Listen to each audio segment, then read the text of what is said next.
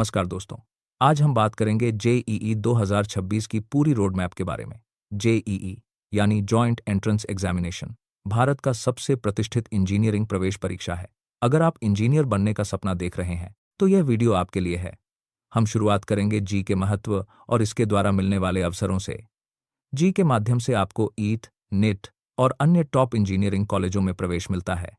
चलिए इस सफर की शुरुआत करते हैं और जानते हैं कि जी को कैसे क्रैक करें और एक सफल इंजीनियर बने। जेईई में बैठने के लिए सबसे पहली शर्त है कि आपने 12वीं कक्षा पूरी की हो, जिसमें फिजिक्स, केमिस्ट्री और मैथमेटिक्स विषय शामिल हों। यह जरूरी है कि आपके पास इन विषयों में अच्छे अंक हों, क्योंकि यही आपके आगे के सफर की नींव है। एलिजिबिलिटी की शर्तें जानना बहुत जरूरी है ताकि आप समय रहते अपनी तैयारी शुरू कर सकें। अगर आप इन शर्तों को पूरा करते हैं तो आप जी के लिए आवेदन कर सकते हैं और अपने सपनों की ओर कदम बढ़ा सकते हैं। जेईई दो मुख्य प्रकार की परीक्षाएं होती हैं, जेईई मेन और जेईई एडवांस्ड। जेईई मेन के माध्यम से एनआईटीज, 3 आईटीज और अन्य कॉलेजों में प्रवेश मिलता है, जबकि जेईई एडवांस्ड के जरिए आईआईटीज में। दोनों परीक्षाओं का पैटर्न अलग है और तैयारी भी अलग तरीके से करनी होती है। जेईई मेन में ऑब्जेक्टिव क्वेश्चंस होते हैं, जबकि एडवांस्ड में थोड़े कठिन और एनालिटिकल सवाल पूछे जाते हैं। सही रणनीति से दोनों परीक्षाओं को क्रैक किया जा सकता है। जेईई की तैयारी में एनसीईआरटी किताबों का बहुत बड़ा योगदान है। फिजिक्स, केमिस्ट्री और मैथमेटिक्स की बेसिक समझ एनसीईआरटी से ही आती है। अगर आप एनसीईआरटी को अच्छे से पढ़ते हैं तो आपकी फाउंडेशन मजबूत हो जाती है। कई बार जेईई के सवाल सीधे एनसीईआरटी से आते हैं, इसलिए एनसीईआरटी को बार बार पढ़ना और उसके सवालों को हल करना जरूरी है। जेईई में सफलता के लिए सिर्फ रटने से काम नहीं चलता। आपको हर कॉन्सेप्ट को गहराई से समझना होगा। फिजिक्स में लॉज, केमिस्ट्री में रिएक्शंस और मैथमेटिक्स में फॉर्मूलाज को समझना जरूरी है। कॉन्सेप्ट बिल्डिंग से आप किसी भी सवाल को आसानी से हल कर सकते हैं। इसके लिए टीचर से डाउट्स पूछें, रेफरेंस बुक्स पढ़ें और खुद से नोट्स बनाएं। हर दिन प्रैक्टिस करना जेईई की तैयारी का सबसे जरूरी हिस्सा है। रोजाना सवाल हल करें, मॉक टेस्ट दें और अपनी गलतियों को सुधारें। डेली प्रैक्टिस से आपकी स्पीड और एक्यूरेसी बढ़ती है।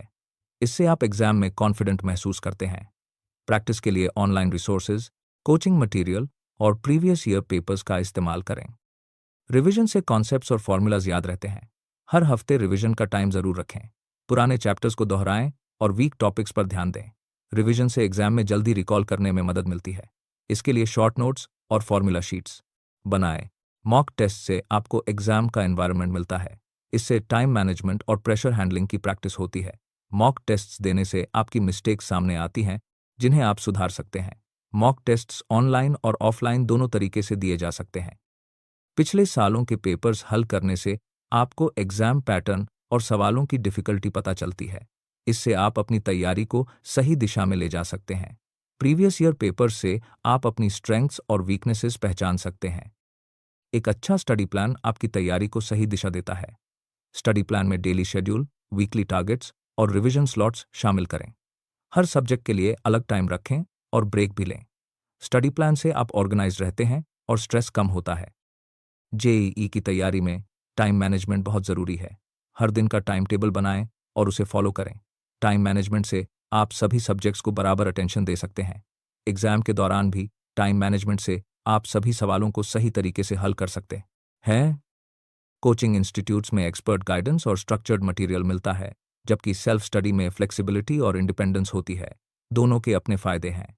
अगर आप कोचिंग नहीं ले सकते तो ऑनलाइन रिसोर्सेज और बुक्स से भी तैयारी कर सकते हैं। सेल्फ स्टडी में डिसिप्लिन जरूरी है। आजकल ऑनलाइन रिसोर्सेज जैसे यूट्यूब, ऐप्स और वेबसाइट से जेईई की तैयारी आसान हो गई है। ऑनलाइन रिसोर्सेज से आपको अपडेटेड कंटेंट, मॉक टेस्ट और डाउट क्लियरिंग सेशंस मिलते हैं। इनका सही इस्तेमाल आपकी तैयारी को बेहतर बना सकता है। जेईई की तैयारी लंबी और चुनौतीपूर्ण होती है।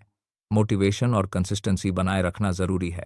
छोटे छोटे गोल्स सेट करें और उन्हें पूरा करने पर खुद को रिवॉर्ड दें। कंसिस्टेंसी से ही सफलता मिलती है।